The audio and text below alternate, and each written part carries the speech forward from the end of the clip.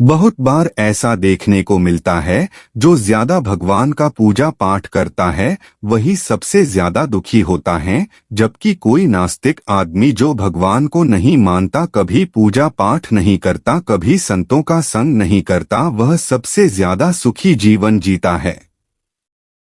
यह सब चीजें देखकर कभी कभी तो ऐसा लगता है कि भगवान ही गलत है, भगवान का न्याय ही गलत है। दोस्तों, यह कोई कहानी नहीं है, ऐसा हर किसी के साथ होता है। दोस्तों, आज के इस वीडियो में हम आप लोगों को इसके पीछे के रहस्य को बताने वाले हैं। भगवान श्री कृष्ण ने स्वयं इसका उत्तर दिया है। आखिर ज्यादा पूजा पाठ करने वाले लोग दुखी और परेशान क्यों रहते हैं?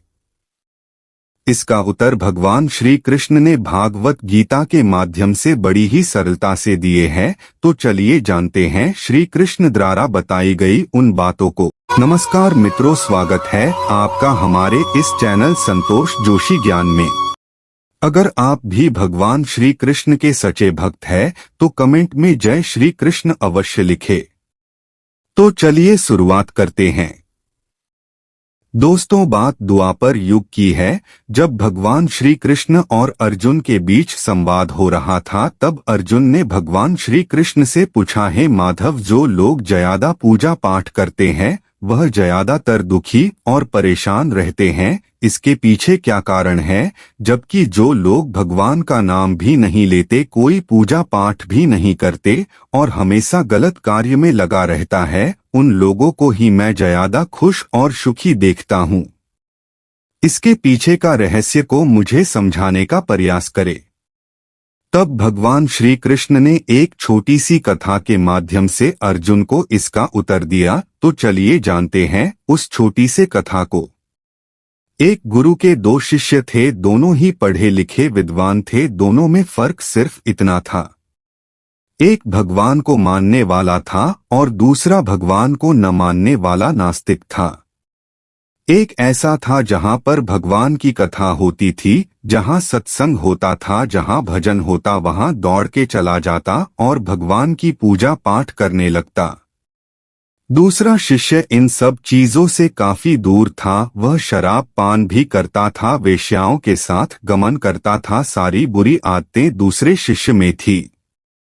एक दिन क्या हुआ, एक शिष्य शराब पीकर अनाप शनाप बोलते हुए रास्ते में पैदल चलते हुए अपने घर को जा रहा था। अचानक उसको रास्ते में पैसों से भरा एक बैग मिल जाता है। उसकी खुशी का ठिकाना नहीं। वह जोर जोर से चिल्लाते हुए सबको बताता है, मुझे आज पैसों से भरी बैग की थैली मिल गई, मेरा जीवन सफल हो गया, इन पैसों से अपने जीवन की आवश्यकताओं की पूर्ति करूंगा। वही दूसरा मित्र मंदिर से भजन करते हुए अपने घर को जा रहा था। अचानक उसकी पैर में एक बड़ी कील चुभ जाती है, रक्त निकलने लगता है। ठीक उसी समय दूसरा शिष्य भी वही पहुंचता है और हंसते हुए उसको बोलने लगता है, क्यों तुम ही हो ना जो सबसे ज्यादा पूजा पाठ करते हो, भगवान का भजन करते हो, क्या दिया तुम्हारे भगवान ने तुम्हें? मुझे देखो, मैं कभी मंदिर नहीं गया, मैंने कोई भी काम अच्छा नहीं किया, मेरे घर में भगवान का मंदिर भी नहीं है, मैंने कभी अपने घर में सत्यनारायण का कथा नहीं कराया, भगवान के सामने कभी माथा नहीं टेका, फिर भी मैं कितना संपन्न हूँ, अमीर हूँ, मेरे पास पैसों की कोई कमी नहीं है, सबसे ज्यादा सुखी जीवन में ही जी रहा हूँ। अच्छे शिष्य को उसकी बात चुभने लगी। उसने मन ही मन विचार किया, हाँ, यह तो सच बोल रहा है, मैं कितना पूजा करता हूँ, मैं कितना भगवान को याद करता हूँ, फिर भी मैं इतना दुखी हूँ, और वह कुछ नहीं करता फिर भी कितना सुखी है। इतना सोचते हुए वह अपने गुरु के पास चला जाता है और यही प्रश्न गुरु से करता है। गुरुजी मुस्कुराते हुए बोले, भगवान जो करते हैं अच्छे के लिए ही करते हैं, जिसकी जैसी योग्यता होती है उसको उसी के अनुसार फल देते हैं। अब तुम्हारे प्रश्नों का उत्तर तुम जानते हो, भगवान ने तुम्हारे पैर में कील क्यों चुभाई और उसको पैसों से भरी हुई बैग क्यों मिली? सुनो, तुमने पिछले जन्म में बहुत पाप किया था, इसलिए तुम्हारी आज मौत होने वाली थी। तुम बच गए क्योंकि तुम मंदिर गए थे, तुमने भगवान की पूजा की थी। यही एक कारण है कि तुम्हारी मौत न होकर सिर्फ एक की चुभी। अब तुम्हारे मित्र की बात करते हैं। पूर्व जन्म में वो एक संत महापुरुष था, इसलिए उसकी आज किस्मत बदलने वाली थी।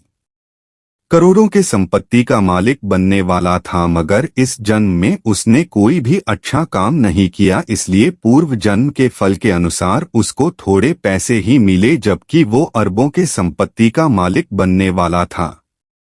भगवान को दोष देना छोड़ दो, अपने वर्तमान के समय का सदुपयोग करो, भविष्य अपने आप सुधर जाएगा।